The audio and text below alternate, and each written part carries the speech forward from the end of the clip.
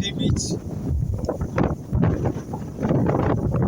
মানুষ ঘরবাড়ি করে দিয়ে থাকে, ঘরবাড়ি করে এখানে মানুষ বসবাস করে। বাইরে থেকে অনেকগুলো ফ্যামিলি এসছে, তারা এখানে তাদের কোনো আশ্রয় নেই, তারা এখানে আশ্রয় নিয়েছে।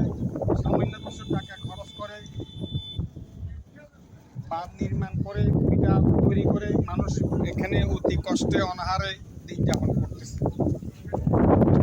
তাদের ঘরবাড়ি নদী ভাঙ্গন, নদী ভেঙে গেছে, তার কোনো কারণ পিঠা মাটি হারিয়ে ফেলেছে, পিঠা মাটি হারিয়ে ফেলেছে, তারা এখন এখানে বসবাস করে।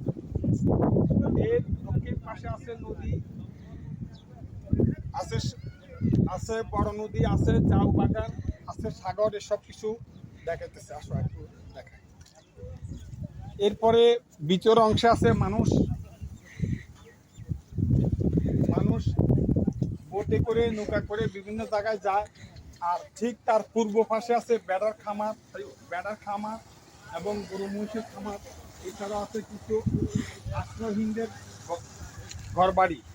আমি সবগুলো ঘুরে ঘুরে দেখাতেছি। নদীতে আবার অনেকে মাছ ধরতেছে, অনেকে জাল নিয়ে ঘোরাঘুরি করতেছে। এর পাশে আছে একটা খেলনা বাগান। এই যে খেলনা বাগানটা ড্রাগন, ওই যে ড্রাগন একটা রেলের মতোই, কেমন রেলের মতো। তো ঠিক আছে, আপনারা এই মুসাফর সি বিচ আসলে সুন্দর একটা জায়গা। এটা মনোমুগ্ধকর জায়গা, ভালো একটা পরিবেশ।